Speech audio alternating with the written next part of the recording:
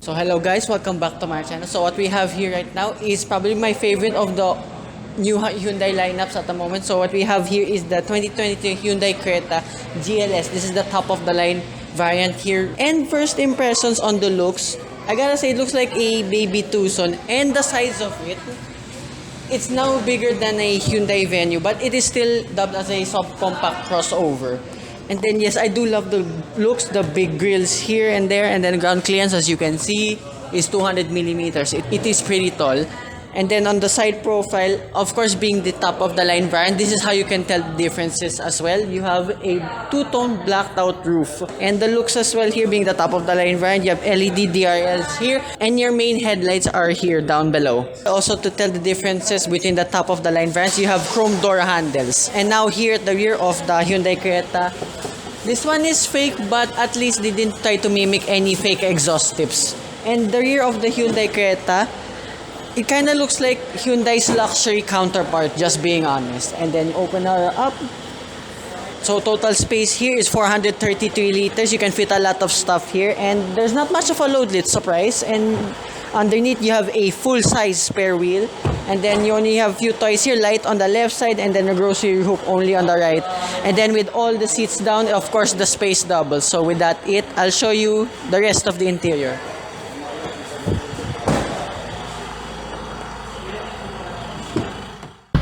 So here now in the interior of the Hyundai Creta, let's check the door. Sounds pretty good. And this is more like it. I remembered in the Hyundai Kona, I wasn't a big fan of that interior. I even ended up saying at least it has a screen. That's pretty much it. But here in the Hyundai Creta, much more like it. And being the top of the line version, you have brown plastic here, brown leatherette as it says, but it gives it a nice aesthetic at least. But at least here in the door card, you have brown leather soft pads here. And then you have your conventional window switches here. And also being the top of the line Hyundai Creta, you have auto fold mirrors as well. And then nice textures here with the speakers. And then you have two cup holders and cubby spaces on each side of the door. Sadly, my water jug does not fit. This is probably the biggest electronic stability control button I've ever seen. But at least it makes up for it above. There is this nice air conditioning vents all around, by the way. And then steering wheel is like every other Hyundai now, but this one is less shinier than like in this Staria. Link of that will be in the description down below as well. Same layout as well with the buttons for your audio controls on the left side and then cruise control functions on the right side. But at least the steering wheel is still nice to detach. And as well, like all Hyundais now, you have a Supervision digital instrument cluster here. It is exactly the same layout. I think they're all the same now, all these new Hyundais. And then as well in the infotainment system, exactly the same. You have Apple CarPlay and Android Auto. The infotainment is really crisp.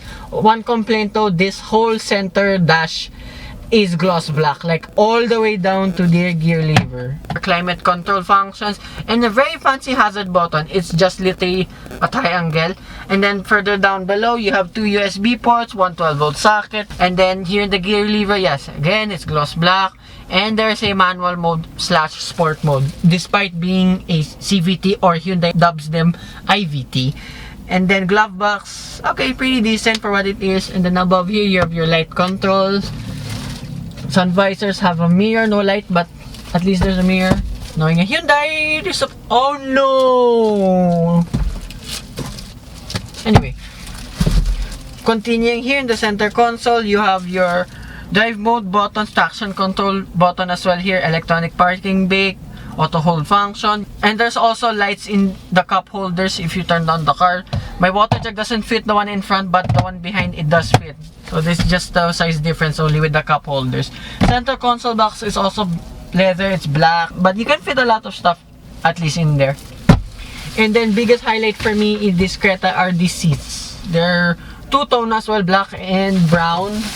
James May spec, I guess. And there's also nice bolstering within the seats. Despite a bit tight with the bolstering, I'm very comfortable to sit here. It is very soft. And also take note with this top of the line variant, if you want a Creta manual, which is the variant I want, of course I'm a manual elitist, just being honest, you don't get an infotainment system. That is a very big bummer for me though. So that's about here in front of the Hyundai Creta. I'll show you the back seat. So here now in the back of the Hyundai Creta, like in front, that sounds really good. And then same layout with the door cards, like in front there's a two-tone brown and black here on the door cards, same speaker setup. Although you only get one bottle holder and a copy space now on each side. My water jug doesn't still fit, which is weird, but they fit here at least in the central armrest. There are two cup holders, my water jug fits perfectly. And then also same layout with the seats, two-tone brown and black, James May spec, really good. And then two map pockets here on each side, and then two air conditioning vents. That's really handy for a crossover. And then one storage space where you can put your phone, I guess, and one USB port. And now if I sit here in the middle, okay, transmission tunnel is wide, but you can simply put your feet up. It's not that tall. And my headroom, oh, still enough. That is very good. And then yes, space here in the back, feet room, knee room, and headroom is okay. Look at that headroom. That's really good. So that's about it here. I'll show you the engine.